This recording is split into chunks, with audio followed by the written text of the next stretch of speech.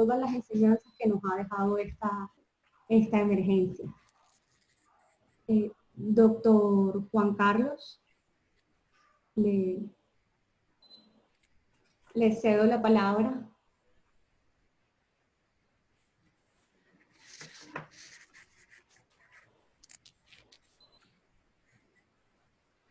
Ya. Sí, buenas tardes, qué pena, es que me han silenciado. Me han puesto desde... Bueno, los agradezco mucho. Lastimosamente no ha podido acceder, pero en el nombre del Colegio de Abogados del Transporte, que somos especialistas en la disciplina del Derecho de Transporte, y su junta directiva, damos la bienvenida a este importante e interesante panel que hemos querido preparar para ustedes. Y damos un cordial saludo a Vista Colombia, a esta asociación internacional, y a su presidente, la doctora Gloria Hurtado, al director general marítimo, al contraalmirante Francisco Herrera. Gracias por acompañarnos, y a los panelistas invitados, expertos en transporte marítimo, portuario y fluvial, y a los organizadores del evento, a la doctora Margarita María Chacón, a los colegiados Manuel Guillermo Velandia y Luis Carlos Quintero.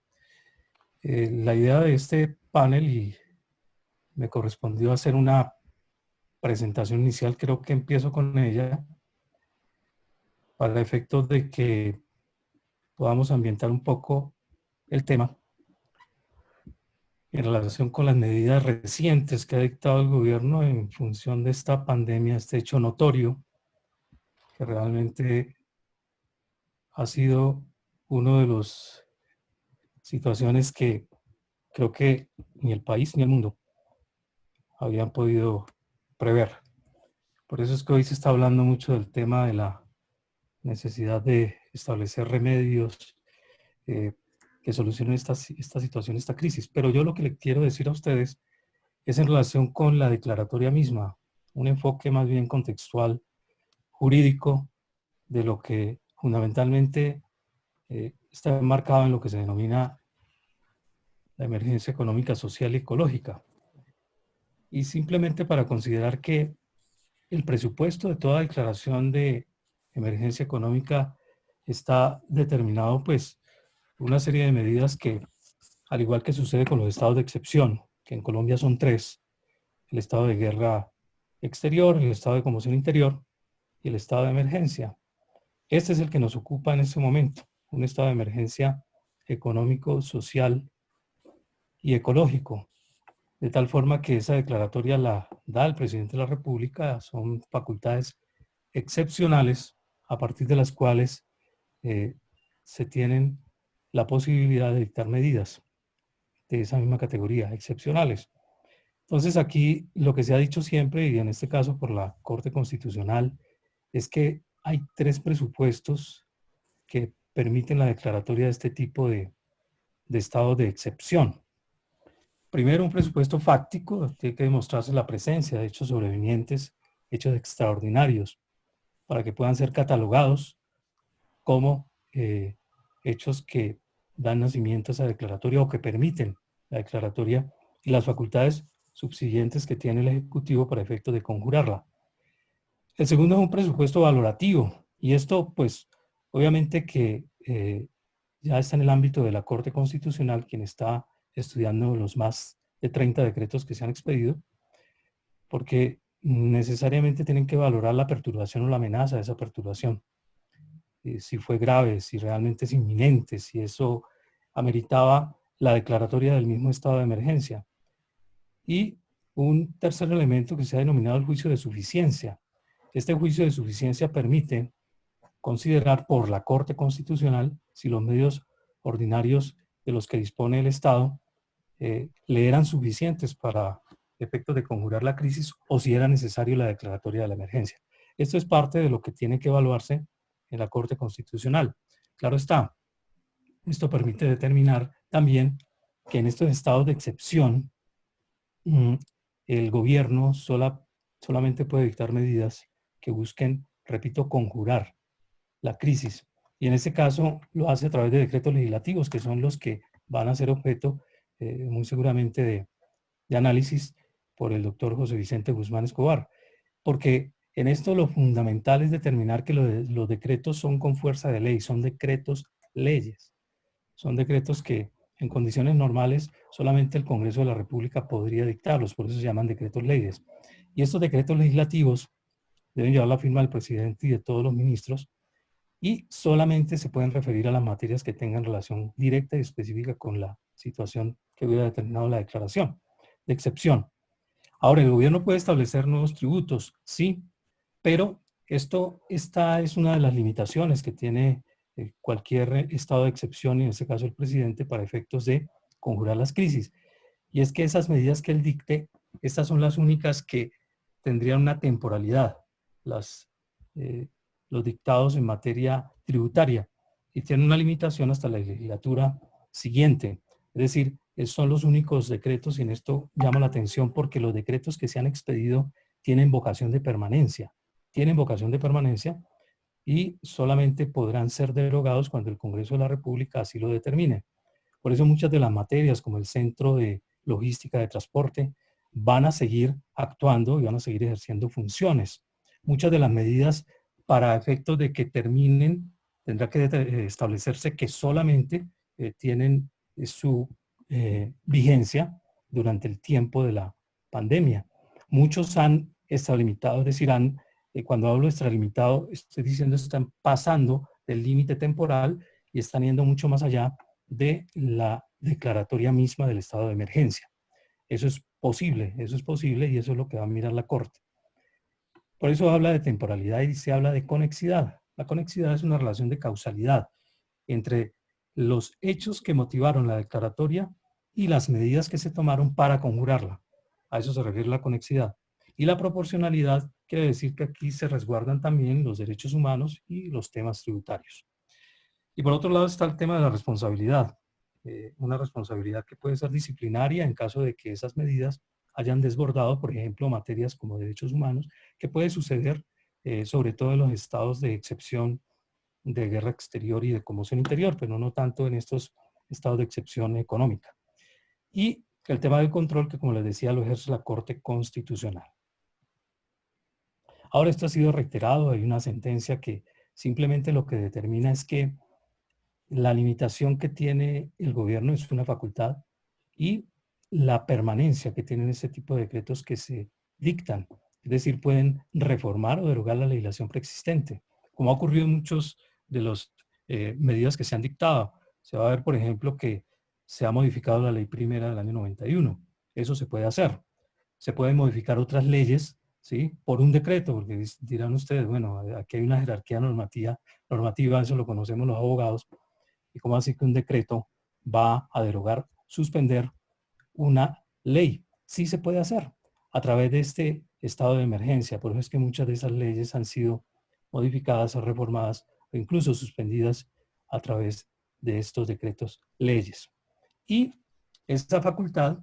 no es o es limitativa,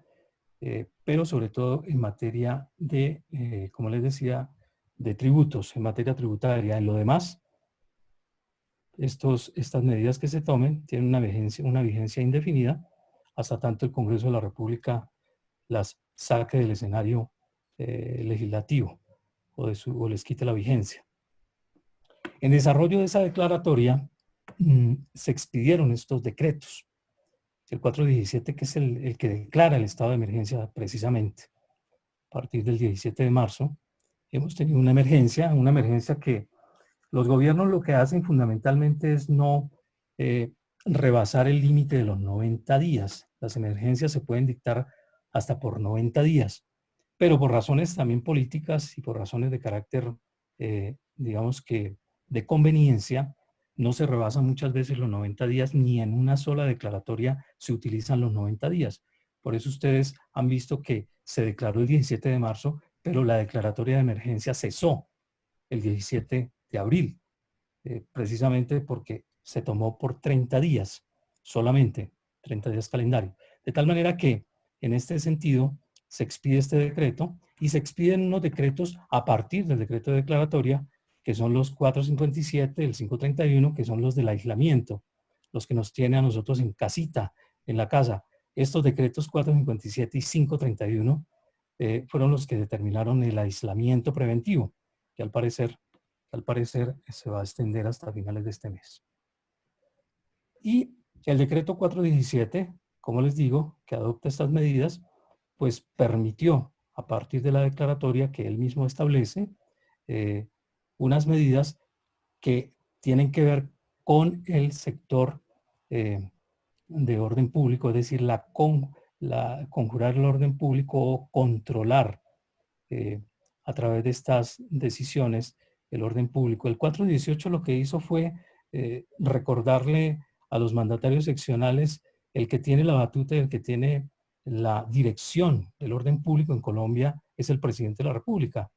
Recordemos que en ese momento se estaban tomando medidas de cuarentena, de aislamiento por parte de los alcaldes y de los gobernadores, y el presidente de la República lo que hizo inmediatamente fue emitir este decreto con base en el decreto de emergencia, diciendo el que toma las medidas a nivel nacional transitorias en materia de orden público es el presidente de la República, y eso fue lo que hizo a través de este decreto 418, reiterando su función de manejar el orden público a nivel nacional. Por eso dio instrucciones de coordinación a las diferentes entidades o autoridades departamentales, distritales y municipales. Y aterrizamos ya en el decreto, los dos decretos que nos corresponden, y son los decretos 482 del 26 de marzo de 2020. Esta implementación que se da a partir de estos decretos están dirigidos específicamente para el transporte y la infraestructura. Es en este contexto donde nos estamos moviendo en relación con las medidas que pueden tomar las autoridades portuarias y fundamentalmente el Ministerio de Transporte con sus organismos adscritos y vinculados para efectos de conjurar la crisis. Y en ese mismo sentido, el decreto 569 del 15 de abril de 2020, que adopta medidas sobre la prestación del servicio público de transporte, su infraestructura dentro del estado de emergencia. Hay otro decreto que también está relacionado con estos temas de transporte y es el decreto 575, que hace relación pues con el transporte terrestre intermunicipal. Lo que quería mostrarles con esto es la importancia que tiene dentro de las medidas que ha tomado el gobierno el transporte y la infraestructura. Y de eso es lo que nos vamos a ocupar y lo que nos van a compartir los panelistas, las medidas que han tenido que adoptar. Y por eso les agradezco mucho la atención que han tenido conmigo. Doctor, muchísimas gracias. Quiero aprovechar esta pequeña pausa para recordarles a todos los asistentes que al final de la presentación de los panelistas vamos a tener un espacio de preguntas. Esas preguntas las vamos a recibir en el chat y deben escribirnos quién realiza la pregunta, desde dónde nos están realizando la pregunta, país y empresa, y al final la pregunta. Nosotros la recibimos en el chat y las transmitiremos al final de todas las presentaciones. Gracias, Tatiana. Seguimos con la agenda. Acabamos de ver el análisis general al marco declaratorio de estado de emergencia a cargo del doctor Juan Carlos Rodríguez. Nuevamente le hacemos extensiva las gracias por su participación. Le damos la palabra al doctor José Vicente Guzmán con el tema medidas adoptadas en el transporte marítimo y la operación portuaria.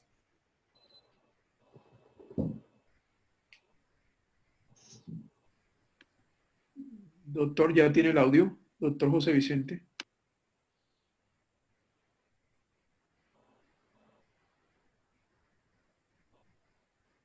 Compartiendo la pantalla, quiero preguntarles si están viendo la presentación. Sí, señor, estamos viendo su presentación. Bueno, muchísimas gracias. Muy buenas tardes. En primer lugar, quiero agradecer al Colegio de Abogados de Transporte y a Wista Colombia la amable invitación a participar en este seminario. Aprecio muchísimo la participación personal del señor Director General Marítimo, contraalmirante Juan Francisco Herrera, a quien aprovecho para saludar muy atenta y respetuosamente, así como a los diferentes presidentes de las sociedades portuarias particularmente de Barranquilla, de Buenaventura, y los representantes de las otras sociedades portuarias que nos acompañan. Pues en realidad el tema que me ha correspondido en el día de hoy es bastante amplio, como bien lo mencionó el doctor Juan Carlos Rodríguez. Es un número muy importante de medidas que a nivel de decretos extraordinarios, decretos leyes en ejercicio de las facultades extraordinarias ha expedido el gobierno nacional, y muchas de ellas tocan sin duda al sector portuario, el sector del transporte marítimo y el transporte fluvial. Entonces el propósito, en el tiempo que me ha sido asignado, que me he propuesto, es hacer una revisión general de estas medidas, sin entrar en detalles muy particulares respecto de cada una de ellas, pero sacrificaríamos este detalle en contra de tratar de tener una visión integral de las diferentes medidas que nos tocan. En general, lo que voy a hacer en primer lugar es hablar de las medidas que tocan directamente con la operación, es decir, con la operación de los puertos, con la operación del transporte, con la operación en general de navegación marítima para actividades de navegación distintas al transporte. Y al final, en la medida en que el tiempo lo permita, quizá voy a hacer una breve referencia a otro grupo de medidas que tienen que ver ya con aspectos de carácter administrativo o de trámites o de procedimientos o de investigaciones en estos. Entonces, esa es, digamos, la metodología que voy a utilizar. En primer lugar, pues yo creo que no tengo que detenerme mucho en el origen de estas medidas. Estas medidas, ya lo mencionó el doctor Juan Carlos Rodríguez, son medidas expedidas con base en las facultades extraordinarias decretadas por el Gobierno Nacional a través del decreto 417 del 17 de marzo del 2020. Algunas de ellas, sin embargo, pueden tener un fundamento o compartir el fundamento con medidas que corresponden a las facultades normales de algunas entidades, en particular de la Dirección General Marítima, en el contexto de una emergencia sanitaria y no necesariamente de una emergencia económica en la figura extraordinaria que nos ha indicado el doctor Juan Carlos. Pero pues es una diferencia que, aunque es sutil, puede tener determinada importancia al momento de ver la continuidad de las medidas o la posibilidad de modificarlas posteriormente, aún cuando se haya acabado la temporalidad de las medidas extraordinarias. En primer lugar, voy a referirme al sector portuario. En este, pues el decreto que es especialmente dedicado al sector del transporte y de los puertos, y luego complementado por el decreto, digamos, sustituido, o más que sustituido, sucedido, porque no ha sido derogado, por el decreto 569 del 15 de abril. Lo primero que quiero decir al respecto es que la actividad del transporte y la actividad de los puertos es una de las actividades, son de las actividades que están permitidas continuar en el contexto o en el ámbito de la pandemia del COVID-19, siempre y cuando se trate de transporte de carga o de transporte y actividades portuarias destinadas a la solución y la atención de la pandemia, sobre todo porque forman parte de la cadena de suministro, de la cadena logística, de abastecimiento de productos de primera necesidad, de alimentos, de combustibles, de minerales, con los cuales el país tiene que seguir funcionando constantemente, independientemente de la declaratoria de la emergencia. Y también quiero llamar la atención de la creación de esta nueva instancia, que es una instancia que yo creo que vale la pena tener muy en cuenta para todos los que estamos presentes en este seminario y para todas las personas del sector marítimo,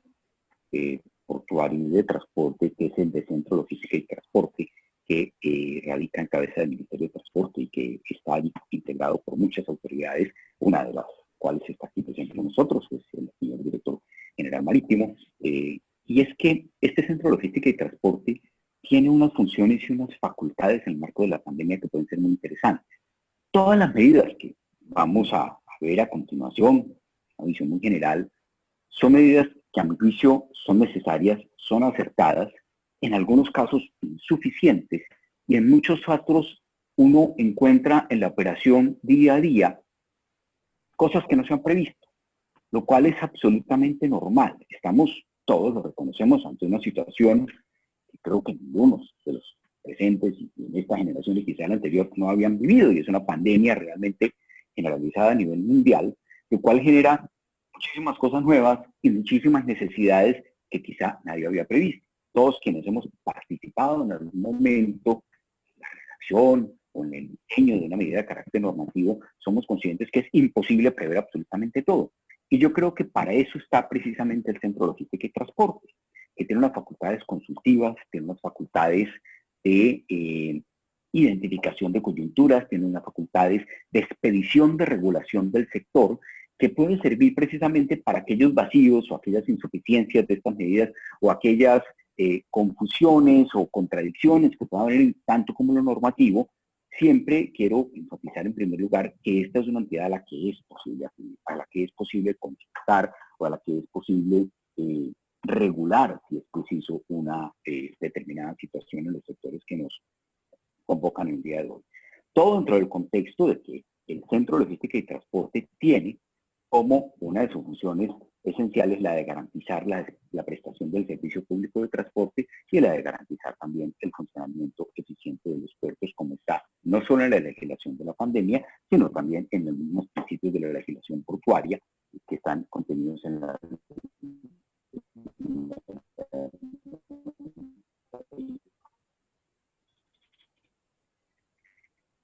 En ese sentido, los puertos en general están dentro de las actividades exceptuadas objeto de inicio de los puertos que se haga el servicio público o el servicio de transporte privado, siempre y cuando sea para transporte de cargas, es decir, el transporte de pasajeros, si todos saben, la industria de los cruceros, el tráfico internacional de pasajeros, por ser tan susceptible de constituir un medio de propagación de la pandemia, pues está completamente suspendido desde hace algún tiempo, pero el transporte de carga sigue funcionando normalmente. Los puertos de servicio público pueden seguir funcionando normalmente, de hecho lo han estado haciendo, y los puertos de servicio privado tienen una norma de carácter especial que está en el artículo 28 del decreto 482, y es que pueden prestar servicios a terceros. Esto sí, excepcionalmente en el marco de la pandemia, siempre y cuando, en el marco temporal de la pandemia, siempre y cuando estos servicios sean para proveer el abastecimiento de bienes de primera necesidad, necesarios, pues perdón la redundancia, para la provisión o la atención de la emergencia, independientemente del tipo de carga que tengan autorizado en su contrato de concesión. Entonces eso es algo que hay que tener en cuenta, como ustedes bien saben, la ley primera del 91, los contratos de concesión, solo permiten que los puertos de servicio privado presten servicios a la carga propia de la sociedad portuaria o a la de las empresas vinculadas a de comunicación. Pero en el marco de la legislación extraordinaria que estamos considerando, los puertos de servicio privado pueden extender estos servicios a terceros con las limitaciones antes señalados, o prácticamente es la de estar dirigidos esos servicios a la atención del transporte de bienes necesarios para bienes de primera necesidad o bienes relacionados con la atención de la emergencia. Del mismo modo, el decreto 15569 del 15 de abril permite una operación ya no solo a los puertos, sino a todos los establecimientos prestadores de servicios propios de los puertos y propios de otras infraestructuras de transporte, mantenimiento vehicular, artefactos, embarcaciones, maquinaria agrícola, pesquera, porque muchas veces los puertos van a tener una necesidad de reparar equipos de operación portuaria o de reparar lanchas o de prestar el servicio de mantenimiento a naves y artefactos navales. Entonces, pues, esta medida también está enmarcada en el decreto 569, que ustedes pueden ver ahí al final de la presentación. Otro punto interesante que vale la pena resaltar es que también el decreto 482 establece una norma que permite ampliar el plazo de las concesiones o el plazo de las prórrogas de los contratos de concesión en la medida en que los puertos hayan tenido una afectación en cuanto a sus previsiones o en cuanto a sus ingresos durante el tiempo que ha durado la pandemia. El efecto de la pandemia bien puede generar disminución de ingresos, bien puede generar alteración en el número de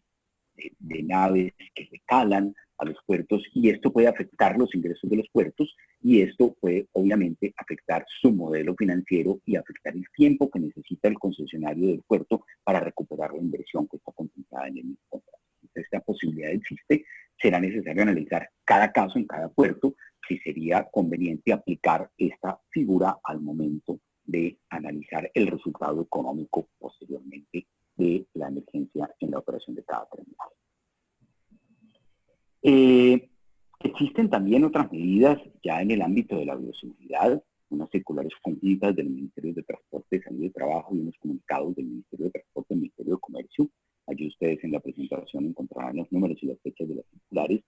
Y son básicamente en este contexto de que los puertos pueden seguir operando, pues hay que tener unas medidas de bioseguridad que todos los puertos han venido implementando hasta donde se han entendido de manera exitosa. Directrices en materia de protección y seguridad para conductores, para operadores de la cadena de logística de transporte, los proyectos de infraestructura de transporte. Hay una circular conjunta para proyectos en general de la infraestructura de transporte, que son recomendaciones generales que yo creo que todos conocemos, el aseo, horarios, turnos de trabajo, planes de transporte, aislamiento, distanciamiento, en general, que luego habría que aterrizarlos en el caso de cada ciudad a las medidas que cada alcalde o cada alcalde municipal o distrital establezca en cuanto a protocolos de bioseguridad y protocolos de movilidad para efectos de los funcionarios de las terminales portuarias y de las empresas que prestan servicios dentro de las terminales portuarias, o tienen que acceder a ellos, como los transportadores, como los operadores portuarios, como las empresas de logística, etc. Como ustedes bien saben, pues obviamente los puertos están estrechamente vinculados con el comercio internacional, y el Ministerio de Transporte y el Ministerio de Comercio expidieron un comunicado conjunto el 26 de marzo, donde se autoriza la continuidad de las operaciones de exportación, importación y tránsito aduanero de mercancías a través de los puertos, aeropuertos y pasos de frontera, es decir, en términos simples, aunque obviamente este comunicado hay que leerlo con detenimiento, se autoriza la movilización de la carga de comercio exterior. En cuanto a la superintendencia de transporte de esta entidad, además de los decretos de emergencia económica, estudios circulares, estudios de resoluciones, yo quiero llamar la atención de dos en particular. Una muy temprana, la circular externa 003 del 4 de febrero, fíjense que la fecha es anterior a la misma expedición del decreto 417 que declara la emergencia económica. Esto es una circular, digamos, que no deriva de las facultades extraordinarias, sino entre de las facultades y las competencias normales de la superintendencia. Recomendó la aplicación del Reglamento Sanitario Internacional en todos los puertos. Este reglamento ha sido dicho y hasta donde tengo entendido tenido en cuenta por los diferentes terminales portuarios para efecto de la continuidad de sus operaciones. Y pues en ese momento, como se sabía que el virus provenía de la China, entonces se tomaron medidas muy tempranas para prever que no hubiera focos de contagio a través de las naves que venían de la China. Entonces las naves que provenían de ese país o de algún otro país con casos confirmados de coronavirus debían reportarse ante las sociedades portuarias para que éstas adoptaran las medidas necesarias para evitar su ingreso o aplicar las circulares o las medidas que en su momento la Dirección General Marítima también coordinadamente expidió en tal sentido. Desde el punto de vista de la operación, digamos, ya misma de los puertos también, el pago de la contribución especial también fue objeto de un aplazamiento, es decir, la resolución 6257 del 2 de abril permite realizar el pago de la contribución especial de vigilancia para la vigencia fiscal del 2020 hasta el mes de diciembre, teniendo en cuenta el ajuste de la tarifa que generalmente hace de manera anual la Superintendencia de Transporte, en este caso por la resolución 62535 de este mismo año. En cuanto al transporte marítimo, el transporte marítimo, pues, como ustedes saben, también es una de las actividades permitidas dentro del decreto 457, los 593 hoy en día, siempre y cuando se limite al transporte de carga. En este punto vale la pena resaltar un instrumento que yo creo que vale la pena leer y aplicar con mucho detenimiento, que es la resolución 156 del 10 de abril de la Dirección General Marítima. La Autoridad Marítima Colombiana, a mi juicio, de manera como normalmente lo hace la actividad marítima, es una actividad de carácter esencialmente internacional, siguiendo los lineamientos de las circulares de la Organización Marítima Internacional, a las cuales haré referencia más adelante y que están, de hecho, mencionados en los considerandos de esta resolución, estableció unos procedimientos especiales de arribo y estadía en puerto de las naves cuya operación está permitida, que son las naves de transporte de carga. Son las medidas que me parece muy razonables y todas expedidas dentro del propósito, obviamente, de bioseguridad, de evitar la propagación de la pandemia, pero también dentro del objetivo de facilitación del tráfico y del comercio marítimo, con el propósito de que no se vuelva, digamos, una dificultad operar, sino precisamente se trate de hacerlo con mayores facilidades. Medidas tales, yo simplemente menciono ahí algunas como para que las tengamos de ejemplo. Las naves que arriban deben proveer a través de su agente marítimo listado los últimos 10 puertos visitados, evitados los tripulantes, deben presentar sus declaraciones marítimas de sanidad, lista de pasajeros en el caso de que traigan pasajeros, zarpe del puerto de procedencia, registros de temperaturas de la tripulación. En esto vale la pena señalar que en materia marítima existen ya procedimientos absolutamente normales para evitar el contagio de enfermedades a través de los tripulantes que andan en buques del exterior. Es el famoso procedimiento de visita de las autoridades, el famoso procedimiento que se conoce internacionalmente como el de la libre plática. Entonces, esto es algo que no es extraño a la comunidad marítima, no es extraño a la autoridad marítima, es completamente normal en los puertos, completamente normal en las capitanías de puerto, solo que esta resolución establece medidas especiales un poco más estrictas en un contexto precisamente atendiendo la emergencia. No puedo dejar de mencionar, yo lo reiteraré a través de otra resolución más adelante, el caso del crucero Monarch, como se prohibió tempranamente y se cerraron a través del decreto de 412 del 16 de marzo, se cerraron todas las fronteras marítimas, terrestres y fluviales, exceptuando solamente el transporte de carga, como les digo, esa actividad efectuada, y casos de fuerza mayor o caso fortuito, una ciudad forzosa, están cerradas las fronteras marítimas, terrestres y fluviales hasta el 30 de mayo, pero hubo una circunstancia imprevista que yo creo que todos conocemos, que hacíamos con cruceros, habían salido con puertos de origen en Colombia, con una cantidad importante de nacionales colombianos, y cómo no le permitíamos regresar. Es el caso del famoso crucero Monarch, que en medio de la declaratoria de cierre de las fronteras estaba arribando como última escala antes de regresar a Cartagena, en el puerto de Colón, si no estoy mal, en Panamá, y pues había que tener alguna medida. Entonces, la resolución 385 del 12 de marzo del Ministerio de Salud establecía unas medidas sanitarias y se prohibió básicamente la entrada de buques, se prohibía el desembarque, el atraque, el cargue y descargue de pasajeros en buques de tráfico marítimo internacional destinados al transporte de personas, básicamente los cruceros, pero era necesario también proveer una solución dentro de la obligación que tiene el país de tratar de repatriar a todos sus nacionales. En este momento se expidió la resolución 407, que modificó parcialmente la 385 y se abrió una ventana a través de zonas de fondos especiales para cuarentena para permitir el ingreso de esta nave, que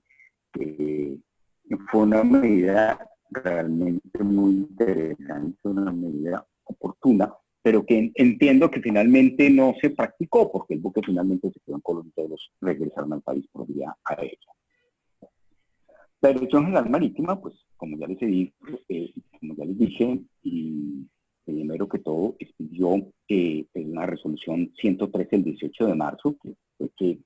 adicionó el título 2 de la parte 3 de los reglamentos marítimos colombianos, que es toda la compilación de toda la reglamentación técnica que es competencia de la Dirección General Marítima, y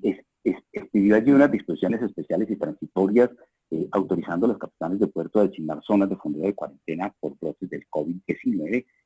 para que los capitanes de puerto a su discreción y de acuerdo con la información y las circunstancias que presentaran pudieran tomar medidas para aislar las naves que pudieran detectar, pudieran ser un peligro desde el punto de vista sanitario. Pero, digamos, vuelvo y menciono la resolución 156 del 10 de abril, que es, digamos, como el eje central en el juicio de las medidas en materia de transporte marítimo. Y hay unas actividades permitidas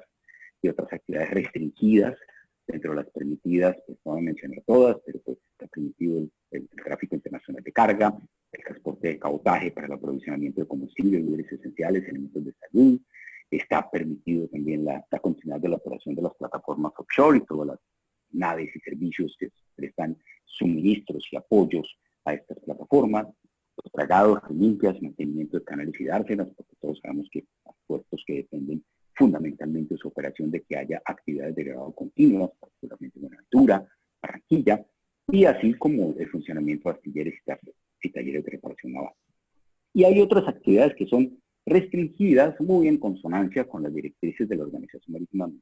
Internacional, que es básicamente cambios de tripulación, que las tripulaciones no pueden descender a tierra, los buques que lleven de carga, los buques, los cruceros no pueden, los buques de pasaje, el ingreso de yates y veleros del exterior prohibido y el transporte con fines turísticos. Sin embargo, esta no es la única resolución. En esta diapositiva ustedes pueden ver otras muchas medidas que ha tomado el mar, algunas seguro que no las he mencionado todas, pero siempre la vigilancia preventiva a cada una de las embarcaciones, protocolo de manejo para las naves de tráfico marítimo fluvial, la prohibición del ingreso de yates y veleros desde el 16 de marzo, medidas para facilitación de los pilotos prácticos, fueron circunstancias que en su momento fueron, como toda la pandemia, muy prevista. Entonces, ¿qué hacemos con los pilotos prácticos? Los pilotos prácticos tienen que abordar la nave de tráfico internacional, tienen que estar en contacto con la tripulación, no podemos dejar de prestar ese servicio. Entonces, se hizo un protocolo que entiendo que ha funcionado muy bien para que los pilotos prácticos pudieran seguir prestando sus funciones sin que necesariamente adoptando todas las medidas sanitarias para evitar riesgos de contagio y de propagación de la pandemia. Ya les digo, todas estas medidas, todas estas circulares y resoluciones de mar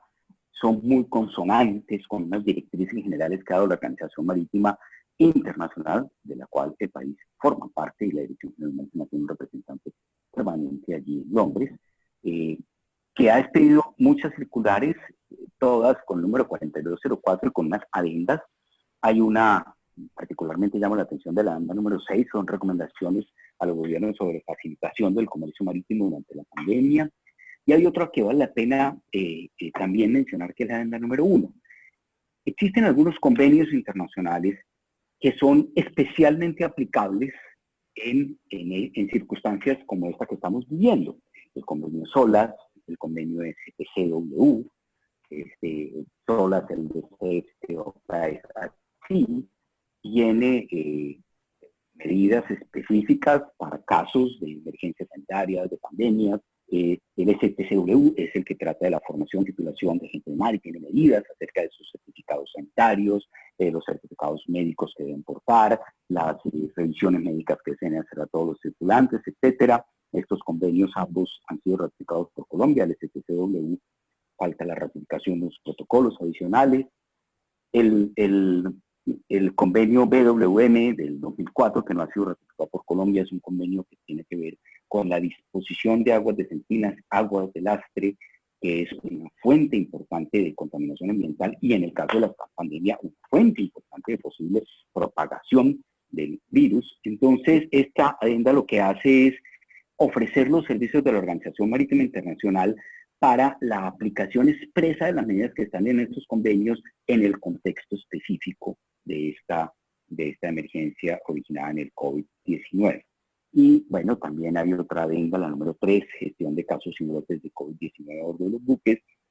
Habían hecho un trabajo muy combinado y muy coordinado la Organización Marítima Internacional con la Organización Internacional de Trabajo y con la Organización Mundial de la Salud, todos organismos permanentes de las Naciones Unidas, y creo que la constante comunicación que tiene la Autoridad Marítima con la AMI ha rendido sus frutos y lo seguirá rendiendo en estas circunstancias.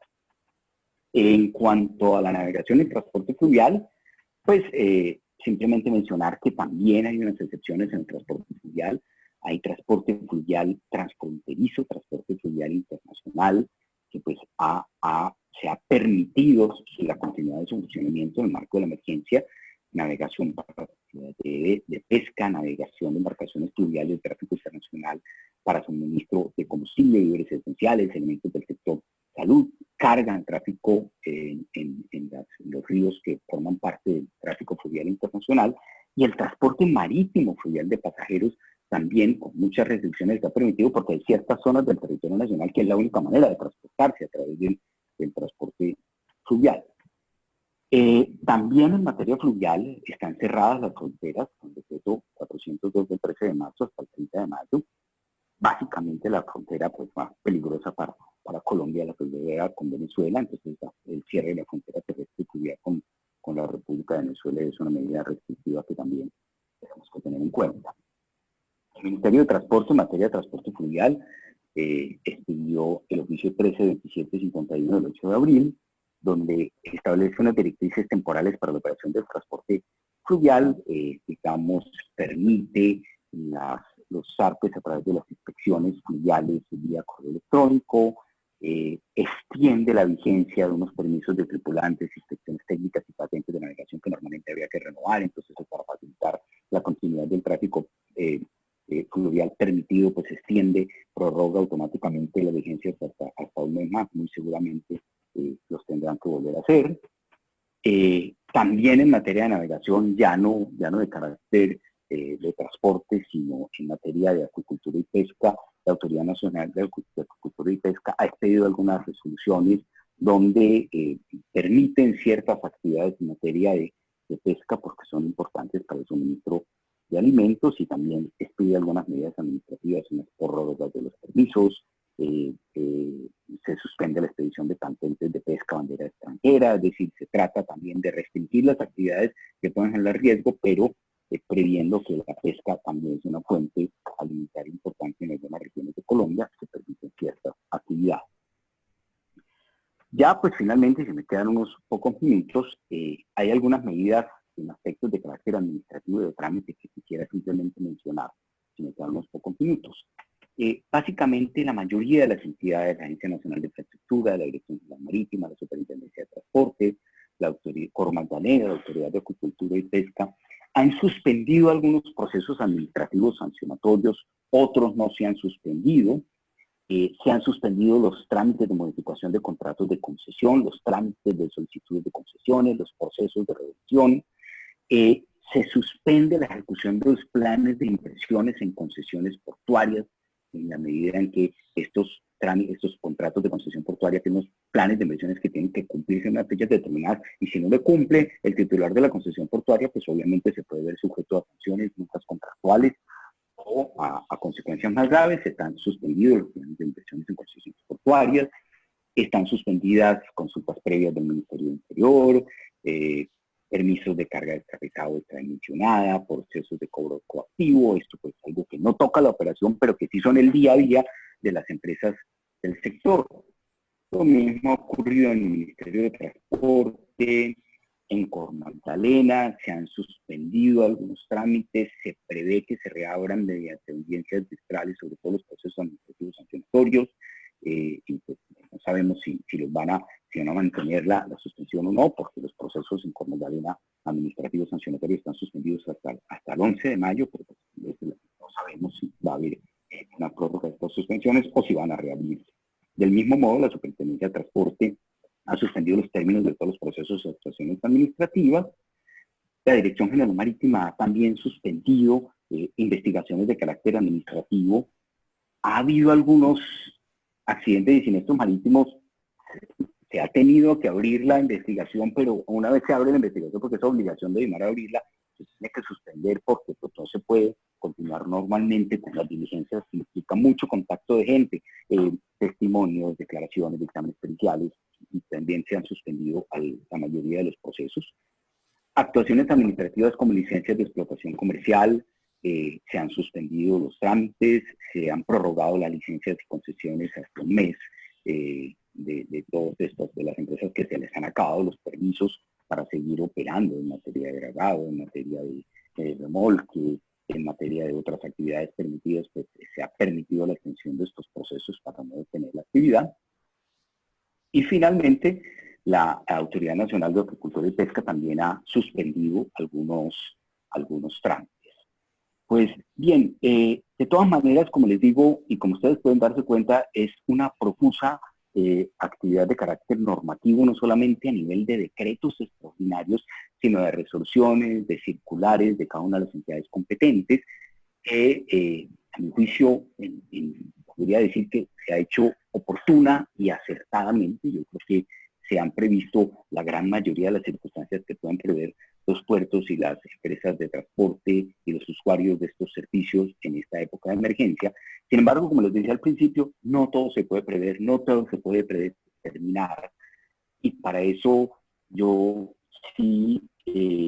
reitero la necesidad de estar muy pendientes de las consultas, las autorizaciones que se pueden plantear a través del Centro de Logística y Transporte que coordina el Ministerio de Transporte. Esto es todo lo que yo les podía decir el día de hoy. Les ruego que me excusen lo apretado de la cantidad de información que existe, pero como ustedes pueden ver, es una profusa actividad normativa. Muchas gracias. Doctor, muchísimas gracias. La verdad es que nos ha compartido información valiosísima. Aquí estamos recibiendo casi que una asesoría legal con todo lo que nos ha contado el día de hoy. El próximo panelista en participar es el señor contraalmirante Juan Francisco Herrera. Almirante, le doy la palabra. Bueno, muy buenas tardes para todos y es un gusto poder participar de este webinar. Y creo que mis antecesores me han ahorrado mucho tiempo en que esta ayuda que ustedes están viendo, de alguna manera lo que tanto el primer expositor como el doctor José Vicente hicieron es mostrar cómo el Estado tiene que crear para cuando se presentan este tipo de situaciones tan especiales que por lo que vemos estadísticamente parece que se dan cada 100 años. Entonces tenemos que verdaderamente tener la capacidad de resiliencia para poder avanzar dentro de lo que significa algo tan importante como que es ese trabajo del transporte marítimo. Yo quise aprovechar para mostrarle esta diapositiva que inicialmente no la tenía prevista, pero que como tanto, la verdad me excusa el primer expositor, no me nota bien de su nombre, pero creo que usted hacía un análisis muy interesante sobre ese marco legal que el Estado en una situación especial tiene que crear. Y aquí yo quiero poner a la autoridad marítima a 2.600 metros más cerca de las estrellas, pero muy acorde con todos los ministerios, y por eso es que estamos acá. En esta línea que ustedes ven acá, que es un cuadro externo, están nuestras regionales, que son las capitanías de puerto, nuestros centros de investigaciones del Caribe y del Pacífico, nuestras 3 señalizaciones marítimas de Cartagena, Barranquilla y Buenaventura, y nuestras intendencias regionales como el soporte logístico. Pero como ustedes se dan cuenta, acá tenemos una serie de instrumentos internacionales en los que la autoridad marítima tiene que estar permanentemente interrelacionando. Y es así, como para escaso de lo que estamos ahorita hablando, a través de lo que el doctor José Vicente,